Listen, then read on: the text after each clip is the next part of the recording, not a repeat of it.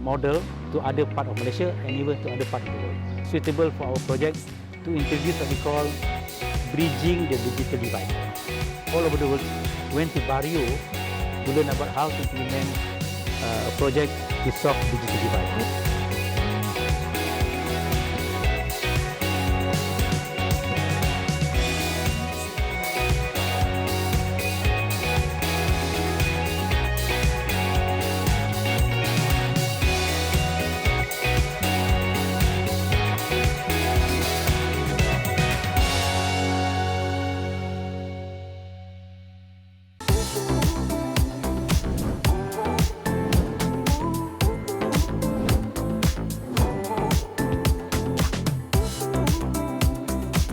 Welcome back to the Generations. So today we are here with Professor Datuk Dr. Khairuddin. So he is a man who brings Sarawak technology to be recognized internationally, and also he is the Vice Chancellor of University College Technology Sarawak. So thank you so much, Datuk, for having us here. Thank you, Farid, for inviting me. Yes, also, and I really like the the environment here, and also the university it's really great, I think this is very important to have a very majestic and beautiful campus in Cebu to make a difference for Cebu. Oh. Hey, Dato, I have one question. What is your proudest project that you have ever done in Sarawak, or maybe in other part of the world? Yeah. You see, when I started in my career in Sarawak in 1993, I was the Dean of Engineering. Then I became the Dean of IT. So when I became the Dean of IT, I've been looking at a kind of project that I can do in Sarawak to promote the university and also at the same time to help the community. If you remember that time, Malaysia is very proud for the Multimedia Super Corridor project. So one of the flagship, they call it e-community. And e-education, e-health. So we are thinking that I should find a project to showcase the implementation of this flagship initiative, we call it. So then we decided to have one project in a place very remote part of Sarawak called Bario. There was no road access. You have to walk for 2 weeks if you want to walk from Miri to reach to Bario. Then we find out that that place is a very suitable for our project to introduce what we call bridging the digital divide.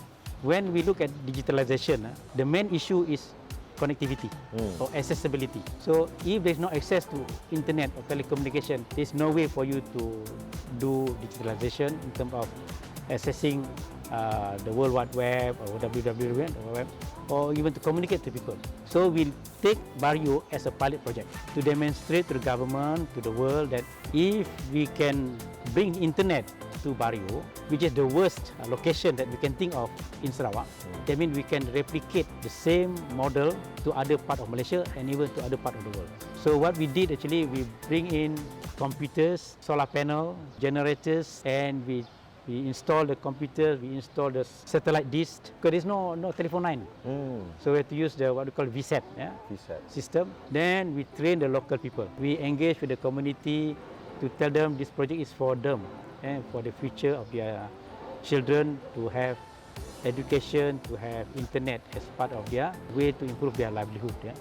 So I was very fortunate in 1998, the project was successfully launched by the government and it was adopted by the federal government as a pilot project in bridging the digital divide in Malaysia and become a model project for Malaysia to promote to other part of the world. So basically this e-barrier project was fully supported by Sarawak government for the development in Sarawak, is it? Or are there any supporting fund during that time? Another uniqueness about this e-barrier project is in terms of collaboration. We have collaboration from industries, from local community, from NGOs, and from government. Government meaning that federal government and the state government.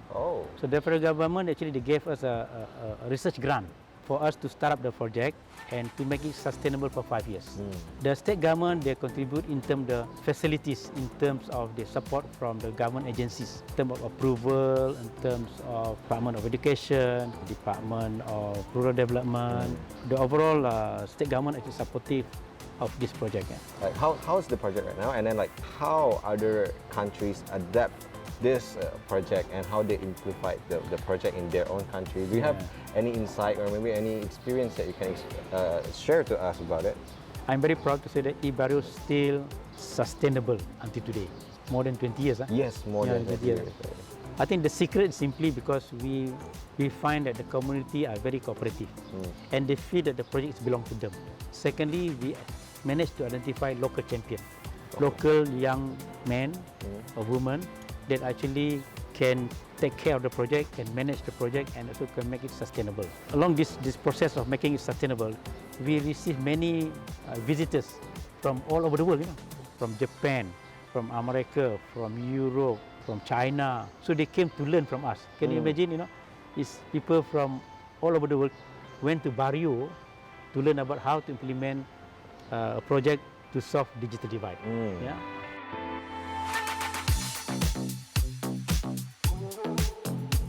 Okay, Dato', how are you going to improve the Sarawak technology, and what is your main goal as a Vice Chancellor for this majestic university?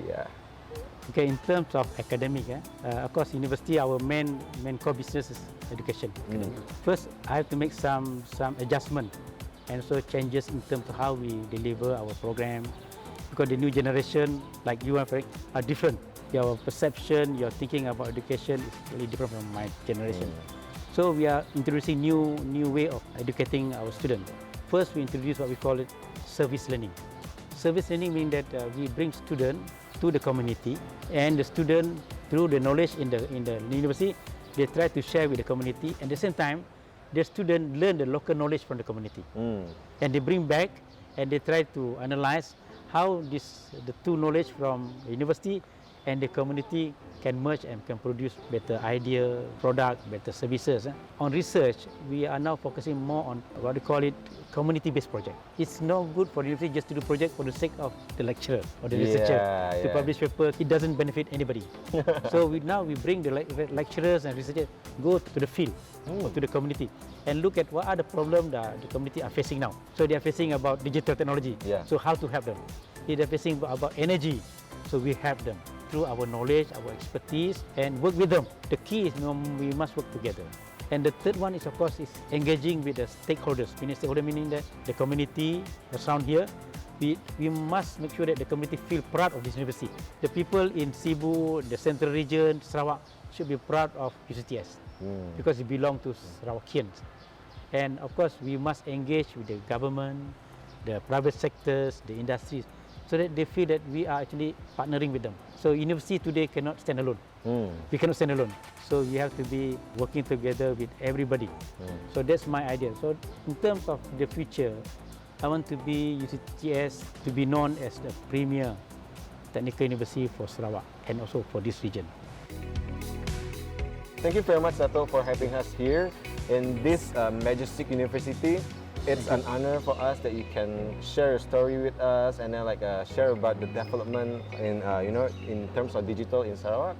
And I think that's all for our interview today, and we're going to see you guys again in the next interview sessions. All right, see you guys.